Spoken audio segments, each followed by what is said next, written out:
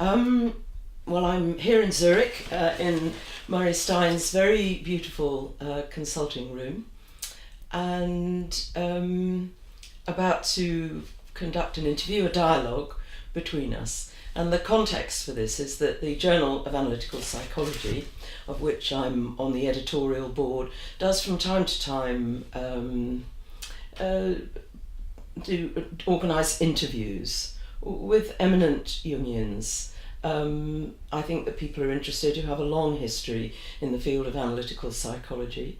And at the last journal meeting, or a couple of journal meetings ago, I volunteered your name and volunteered myself, as we know each other for a long period of time, to interview. So it's my great pleasure to do this today, as you're somebody that has made a huge contribution in so many different areas of analytical psychology. So thank you for agreeing. There will be a film made of this interview and hopefully to maybe a slightly edited version of it in the Journal of Analytical Psychology. So thank you, Murray. I wanted to start, I think, sort of to go fairly chronologically, really, and just ask you to tell me a little bit about your own your own background, or your personal background, the environment in which you were brought up, to give a kind of setting for talking more about your professional life. Well, I grew up in a very special setting, in the sense that my father was a pastor, a minister in a Protestant church. And so our family life was very much permeated by religion. We went to church 2-3 times a week regularly. My father preached, he taught, took care of his congregations, and my mother was involved in church activities. And in our home we would regularly talk about the Bible. I would hear Bible stories at breakfast. So we grew up with the Bible. And the biblical world was really our world, more than the world I would say that we lived in geographically. I was born in Canada, in Saskatchewan, the middle of Canada. My grandparents were pioneers there. Came over from Prussia in the 19th century to get their sons out of the draft, out of the army. They didn't want them going to war.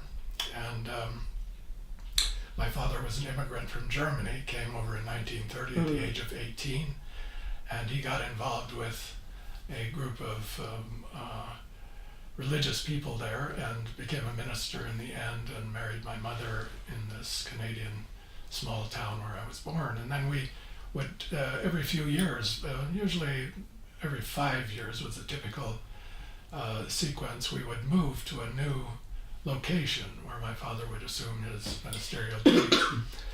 And the result of that was that we had a very tightly knit nuclear family, but we didn't relate that much to the world around us, and didn't have established roots. It was a kind of nomadic existence, which is also very biblical.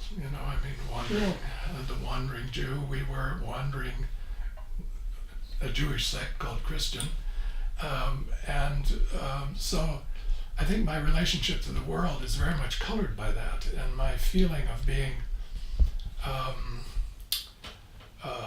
sort of living on the margins of society rather than in the mainstream, which has its good sides and bad sides. When I went to the University of Chicago many years later to study, the university is located on the south side of Chicago, and I had a conversation with the dean when I entered and asked him about the location of the university and so on. He said, well, we are a marginal community, but in the good sense.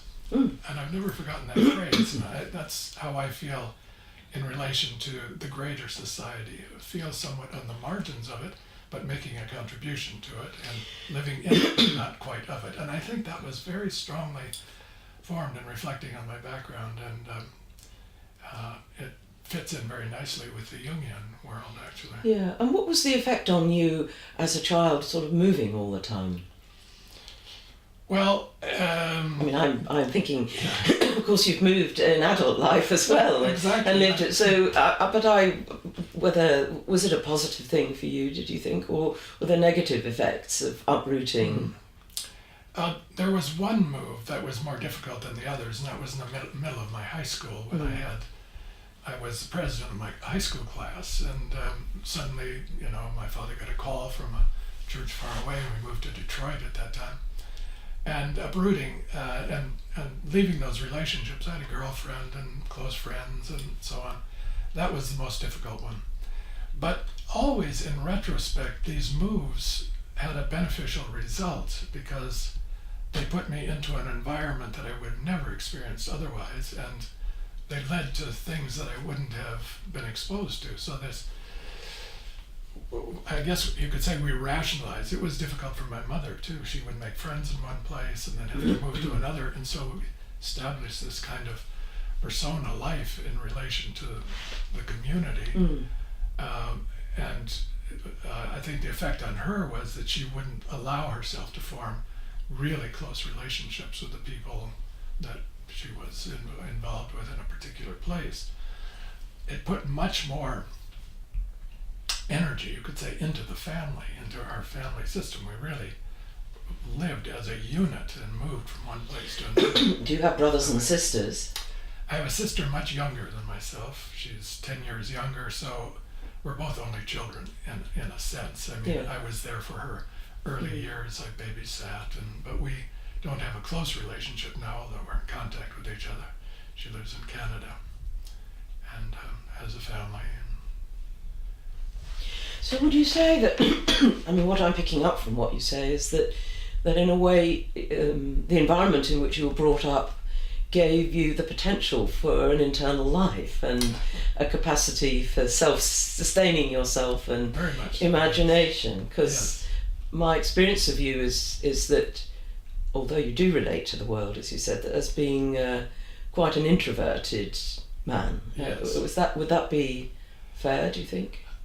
I think I take after my mother in that regard. On her side of the family, they were more introvert. My father was an extroverted feeling type, very good for the ministry. People loved him. He didn't insist on dogmatic formulations, or he wasn't a strict sort of rule person. My mother was more that way, introverted thinking. She had a degree in mathematics and later became a teacher of math in high school, and was very creative in her own way, but an introverted thinking type, and I take after her. So I'm probably naturally that way, but the way we lived also gave a lot of space for, as you say, the inner world. It was the biblical world, but it's a world of imagination, texts, and interpreting texts, and that's been my life, really, interpreting texts and people's lives with them in analysis and so on. So would you say then that you were, I mean, I was also thinking about the moving, that you were quite adaptable? That when you say sometimes things were difficult but they had a good outcome, which suggests you have, or had certainly then, a capacity to adapt to or find creative things in the environments that you find yourself. I think I am very adaptable, yes. And my father was very adaptable. My mother a little less so, she was more fragile. But I think I was very adaptable. And when we would move to a new house, we would bring our things along, but it wasn't our house. It was like we were living there for a while. We were camping there, and then we would move to another one. And these were houses that you were given, These presumably? were manses, they belonged to the church, and we'd move into them and move out of them. And so, we had to be pretty adaptive to new environments, and either I learned that or I have that ability. It hasn't been hard for me to live in new places, with one exception. And that's when I left training in Zurich and moved to Houston, Texas. That was a very difficult environment to adjust to. What did you not like about that? The climate, the heat, and the culture was so different from anything I had experienced in the North. United States has very different subcultures, and the Texan culture is very specific. It's what we call redneck, mostly very conservative. anti-intellectual. It just didn't. It was not a fit. That plus, I made some very good friends there. I met my second wife there. Very happy about that. But it was a very difficult to move from Zurich and its emphasis on the inner life and the intellectual life and all that I experienced here with my teachers and friends, to go into that environment was very difficult. Yeah. But after that, after 3 years there, we then moved to Chicago, and Chicago was a much better fit. It felt like home. And what, I think you were an English major originally at Yale, is that right? Yes. Can you tell me a bit about the beginnings of your professional path and what drew you first to English and then theology, I think, wasn't it? And then later to analytical psychology. As a boy, I was interested in math and science, and I wanted to become a doctor. That was my first career goal when I was a teenager. And then I had some teachers when we made this move to Detroit. The importance of teachers in my life is not to be underestimated. I had some teachers at the high school. We had a small group called a fast track, a kind of elite group in that huge high school in Detroit. And we had wonderful teachers, especially in English, history, social studies, philosophy. We had small clubs. There was a theater club, there was a classics club. We would go to theater together in Detroit. Those times, Detroit was a very livable city in those days. And so my interest switched from math and science to the humanities, liberal arts, English and history and so on. And when I went to Yale, I had no idea what I wanted to study really, except it would be somewhere in this area, the liberal arts. And again, it was teachers that the English department was outstanding at Yale in those days. It was world famous. And so the teachers were very inspiring. Harold Bloom was one of my teachers. I've never gotten over Harold Bloom. I'm still occasionally in contact with him. And so they were just, they were on fire with their subjects. And I had a wonderful teacher also in religious studies. His name was Hans Fry. So the teachers really inspired me to go in certain directions of study.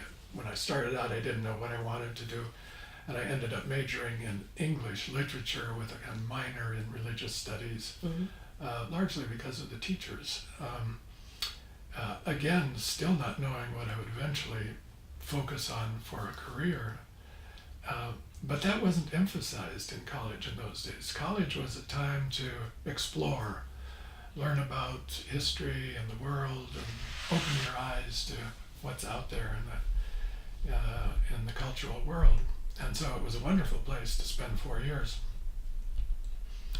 At the end of that, I had to decide on the next step, a career path, and still I wasn't at all certain what I wanted to do. There were 3 main choices. One would be to continue graduate studies in English literature with Harold Bloom. He invited me to join the department there. He was disappointed that I didn't. I chose to go with Hans Fry to the divinity school. But it was important to stay in school in those days because the Vietnam War was really heating up. 1965, if you stepped out of school for a few months, you'd be drafted into the war. I certainly didn't want to do that. So many of us stayed for that reason, if no other, in graduate programs. And so I went to the divinity school at Yale, which was also very fine. The faculty was outstanding, and I enjoyed the studies. But I didn't particularly want to be a minister, although that was in my family tradition, this sort of idea of serving in a religious community. I was going to ask you though that, I suppose that gives you something in common with Jung, that in terms of your fathers, but I was going to ask how important your father was in influencing you one way or the other, you know. He was very liberal. He was very open.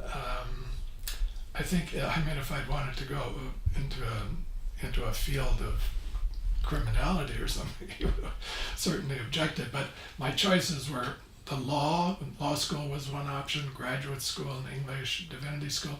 I think to him it was quite, he didn't have any strong preferences. I think my mother might have preferred a religious direction, but they didn't put any pressure on me at all.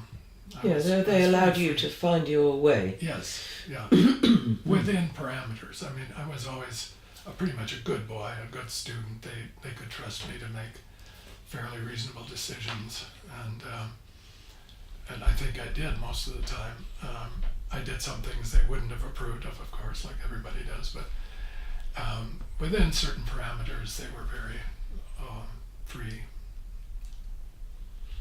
So then, the theology was not to become a minister, but what was in your mind then? Well, there was a syndrome called the Rockefeller syndrome at the divinity school. The Rockefellers family provided funds for students to come and spend a year at the divinity school just to get a taste of, history of Christianity and so on. And so a lot of the students there it wasn't training for the ministry so much as kind of studying ethics, Christian history and theology, the Bible. Some of them, I would say less than half, but some of them went into the ministry. Some went on to get a PhD in religious studies or theology and became professors.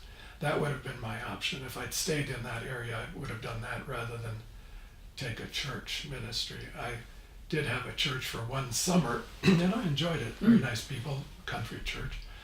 But that wasn't really I'm too introverted for that, I think.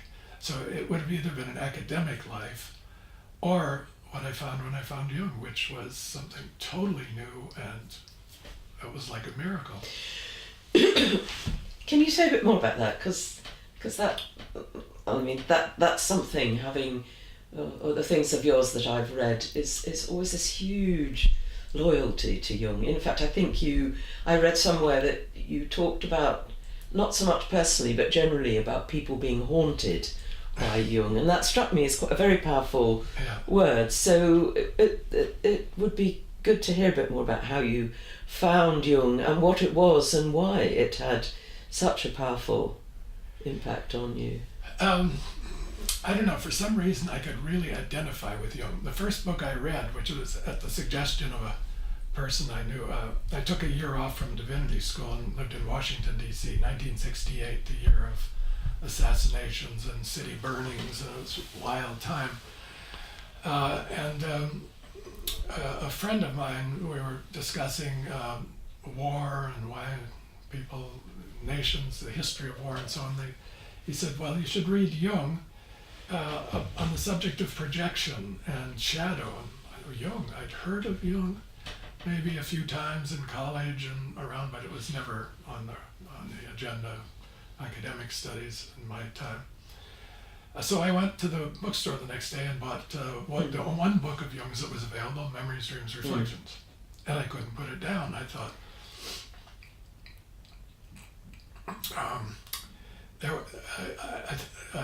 I could identify with this man, his emphasis on the inner world and the inner life, and perfect for an introvert, of course. An introverted thinking type loves that kind of thing. But what really caught my attention was his, what you could call eccentricities, his attention to dreams, to imagination, he was a psychoanalyst. I had read Freud as a boy. As a teenager, I read Interpretation of Dreams, was fascinated by it, but didn't have any idea of entering that profession. It was medical, and it was not something I really looked into. And I didn't know anything about the profession of Jungian analysis. Nothing, zero, didn't know it existed. Institutes, training programs, nothing. I read that book, and then I started looking up references, and it was like discovering you know, in the dream where you discover a new room in your house. And I walked into it, and it was a huge library. I found Neumann in there. You know, I found von Franz in there. I found wonders, and I couldn't put it down. So I started reading mainly Jung and Neumann. And then I met a person at the divinity school when I went back for my third year who had been in Zurich on a sabbatical and had studied at the Jung Institute. And he was in charge of pastoral counseling and pastoral studies at the divinity school. He and I formed a relationship, so I would meet with him twice a week and discuss my dreams with him. He was a very skilled therapist. He'd studied with Carl Rogers at the University of Chicago and was a humanistic psychotherapist and a pastoral counselor. But now he had become a Jungian. So we worked on my dreams, and he introduced me to this whole world of psychotherapy. I got a job at a clinic for that year. I worked 20, 30 hours a week in a mental health center. And he told me about the Institute in Zurich. So I wrote off to the Institute and got their program and asked if I could come there and study when I finished with my divinity school studies that year. And I got a letter back saying, sure, from the director of studies, signed James Hillman. He was the director of studies. Yes. And I'd read one of his books, In Search, which is a very good, one of my favorite books of Hillman's, it's on psychology and religion. In Search, wonderful. It's before he went off into archetypal psychology. And so that was my invitation to come over here. So my wife and What age were you then, roughly? I was 25. Yeah, 25. Yeah. So it was, well, I feel like using a word like fate, or it was a momentous event waiting to happen. Exactly. Do you see it like that? I do. You know, when I discovered Jung's term synchronicity, I thought, wow, that really, it's an experience. I don't know about if the theory works all that well, but when you look back on your life and you see these moments and the timing of the moments, that moment when I picked up Jung's book was exactly the right moment because I was totally in flux. Yeah. I could have gone this way, that way. I didn't know really, I didn't have a direction. And that galvanized it. It just dropped in at the right moment. Which is the essence of Jungian psychology, isn't it? To be open to unexpected things, new things, that there's a purpose to them. They lead you somewhere. You don't know at the moment, but then in retrospect you see the timing was extraordinary. But it had an enormous feeling effect on you. Huge, yeah. It was more than intellectual. When Harold Bloom invited me to go on and study English, I thought about it, and my feeling about it was that the air is too thin there. It was so purely intellectual of the head. Of course, studying literature, Shakespeare, poetry, and so on also had a lot of feeling in it, but it was a scholarly pursuit. You did nothing but sit in the library all day long. At the end, you wrote some more books and papers, and gave some lectures. It was all from here up. Jung, and what that door that opened, connected to much deeper areas of the psyche, dreams, imagination, a whole world of feeling and emotion. And then working with people on that basis is very different from teaching in an academic program when you're working in analysis with individuals. So it opened a door to a profession I didn't know existed that satisfied so many different levels. I wouldn't even call them needs, but just, levels of the psyche. It was like a key coming into a lock and worked perfectly. For my psychology, my background, my interest. I read when you came to Zurich I think it's one of the two. I can't remember. There was the paper that you wrote for Vilnius, or the one that you gave recently here, but it was something to do with. It amused me that you were, when you came to Zurich, Jung had such a big impact on you and his work that you expected there to be a Jungstrasse, and that you expected there to be monuments to him, and were surprised that there weren't. I was shocked, and of course the Jung Institute at that time was one floor of a house. It had been built as a house of the bourgeois in the 19th century. So it wasn't in Küsnacht. It wasn't in Küsnacht. It was Gemeindestrasse in Zurich, just one floor with one big room and a small library. And I was used to Yale University. Huge, impressive buildings. This was it was kind of a downsizing.